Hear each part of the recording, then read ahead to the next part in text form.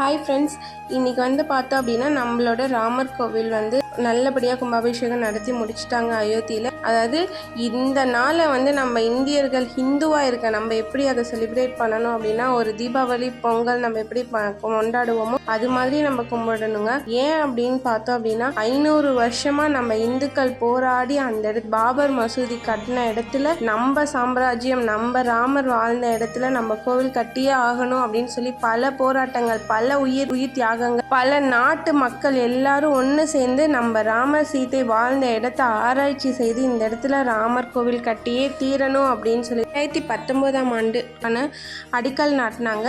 இப்போ பார்த்தோம் அப்படின்னா 2024 வந்து நம்மளுக்கான தீர்ப்பு முடிஞ்சு நம்ம இப்போ வந்து அந்த கோவிலையும் வந்து நம்ம நல்லபடியாக கட்டி முடிச்சிட்டோம். ஸோ இது நம்ம இந்துவாக இருக்கிற நம்ம வந்து இந்த நாளை அப்படி செலிப்ரேட் பண்ணணும். அதே மாதிரி இந்த ராமரோட வம்சத்தில் வரக்கூடிய சத்திரியர்கள் இவங்க வந்து 500 வருஷமாக வந்து பல தியாகங்கள் பண்ணியிருக்காங்க. அதாவது பல தியாகங்கள் அப்படின்னா அவங்க சப்பலே போடாமல் நடந்திருக்காங்க. என்னைக்கு எங்கள் ராமர் கோவில் கட்டுறாங்களோ அயோத்தியில், அன்னைக்கு தான் நாங்கள் வந்து எங்கள் காலில் சப்பல் போடுவோம். அதே மாதிரி வெளியில் எங்கன்னா போனாலும் கொடை எடுத்துகிட்டு போவோம். அந்த மாதிரி சொல்லி நிறைய தியாகங்கள் பண்ணி இந்த நாளுக்காக அவங்க வெயிட் பண்ணிகிட்டு இருந்து இன்றைக்கி அவங்களோட தியாகத்தை நிறைவேற்றுறாங்க. இது வந்து ஒரு சாதாரண விஷயம் கிடையாது.